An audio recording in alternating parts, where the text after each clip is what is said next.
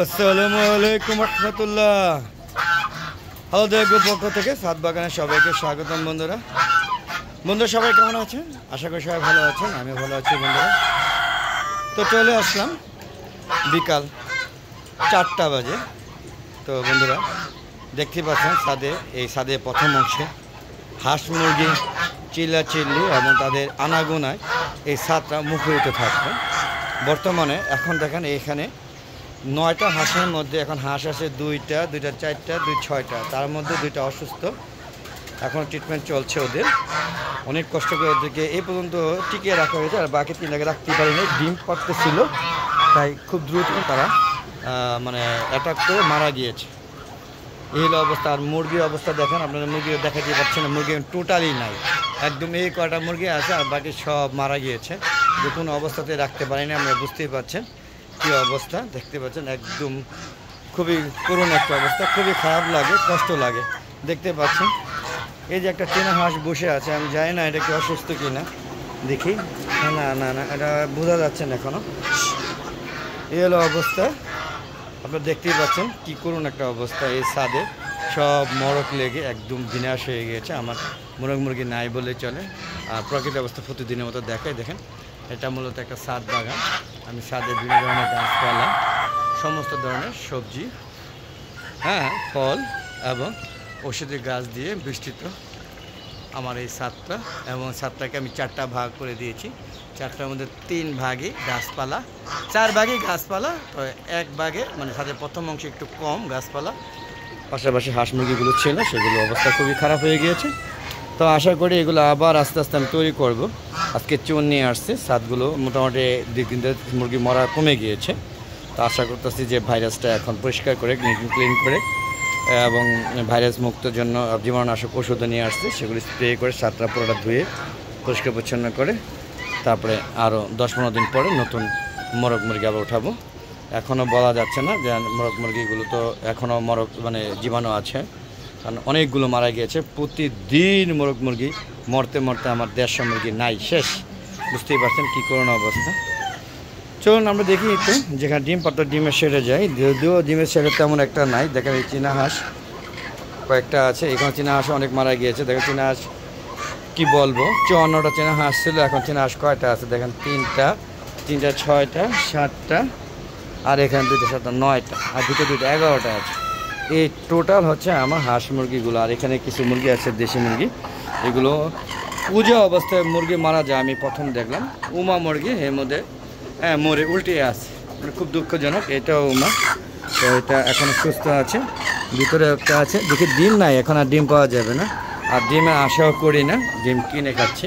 শুধু ওরা বেঁচে থাকুক, বেঁচে আবার নতুনভাবে আমি যেন তৈরি করতে পারি। আপনারা আমার সাথে দোয়া করবেন যাতে আমি আবার নতুনভাবে এই আমার ছাদ বাগানে হাঁস মুরগিগুলো আবার সুন্দরভাবে যেন লালন পালন করতে পারি।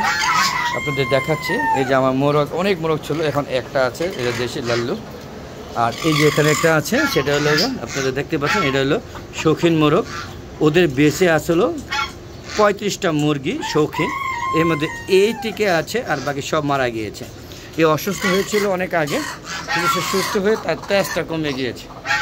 সর্বোপরি হচ্ছে আপনারা দেখতে পাচ্ছেন এই ছাদে আমার হাঁস মুরগি, এই হলো করোনা অবস্থা। চলুন একটু শেডের ভিতরে যাই, যেখানে আপনাদের দেখাবো আমার শেডটা কীভাবে খালি হয়ে আছে। তো বন্ধুরা এটা হলো আমার শেড, এখানে হাঁস মুরগিগুলো সন্ধ্যার পরে রাখা হয়। এখানে 2টা চীনা হাঁস আছে বলেছিলাম, এসে 2টা চীনা হাঁস, আর এখানে 2টা আমেরিকান ব্রাহ্মা, আমাকে লাট ব্রাহ্মা, 2টা মোরগ আছে। আর বাকি সবগুলো দেখতেই পাচ্ছেন।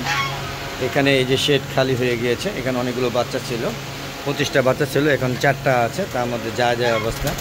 এই শেড খালি হয়ে গিয়েছে, এই শেড পুরো খালি, এই শেডও খালি, সব খালি হয়েছে সব।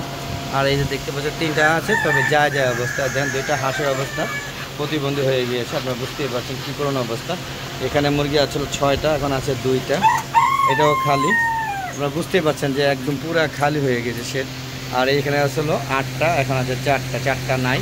এখানে 8টা আসলে 2টা আছে, বাকি সব মারা গিয়েছে। সর্বোপরি এই অবস্থা। কবুতরও মারা যাচ্ছে, আমি বুঝতে পারছি না, কবুতরগুলো আসলে বাচ্চা কবুতর বড় কবুতর সবই মারা যাচ্ছে, বুঝতেই পারছেন। আর এই যে আমার এই দেশি মুরগিটা আছে, একে দিয়ে এ পর্যন্ত অনেকবার বাচ্চা ফোটানো হয়েছে, এটা নিয়ে চলতেছে 3বার। আশা করি কালকে বা পরশুর মধ্যে ডিমগুলো ফুটিয়ে যাবে। আর এখানে একটা কবুতর ডিম নিয়ে বসে আছে, আশা করি হ্যাঁ তার বেবি ফুটে গিয়েছে। দেখেন আপনারা কত সুন্দর একটা বেবি, আমি দেখাতে পারছি কিনা যায় না, অনেক সুন্দর একটা বেবি। তো চলুন বন্ধুরা এখান থেকে বেরিয়ে যাচ্ছি। আর কি দেখাবো, সর্বোপরি হচ্ছে আমার ছাদে মরক লেগে সব ক্ষতিগ্রস্ত হয়ে গেছে, যে ক্ষতিগ্রস্ত আসলে নিতে পারছি না। আর এইভাবে আমি 4 বছর ধরে আসলে আমি শখের হাঁস মুরগি কবুতর পালি, সেগুলো থেকে এই বছর সবচেয়ে বেশি ক্ষতিগ্রস্ত হয়েছে। প্রত্যেক বছর টুকটাক কিছু মারা যায়, এই বছর সবচেয়ে বেশি মারা গিয়েছে। এই দেখেন কবুতরগুলো অবস্থা দেখেন, এই যে একটা কবুতর দেখেন কি অবস্থা, এই যে যায় অবস্থা দেখেন, এই যে এটা টিকবে না, চলে যাবে কিছুদিনের মধ্যে, হয়তো আজকে না গেলেও কালকে মারা যাবে। আর এখানে কিছু মুরগি আছে, এরা আল্লাহর মধ্যে টিকে আছে। তারপর এখানে কয়েকটা মারা গিয়েছে, 5-6টার মতো, আর বাকি কিছু খাওয়া হয়েছে। তো বন্ধুরা চলুন আমরা এখান থেকে বেরিয়ে যাচ্ছি। যাওয়ার আগে দোয়া করবেন যাতে আর ক্ষতিগ্রস্ত না হয় এবং এগুলো আল্লাহর মতো যেন ভালো থাকে, সে দোয়া আমিও করি, আপনারাও করবেন। আর আমার আলাদা এগুলো চ্যানেলে একটা ফেসবুক পেজ আছে মিজান এগ্রো, সেটা দেখবেন, ফলো করবেন, লাইক করবেন, শেয়ার করবেন।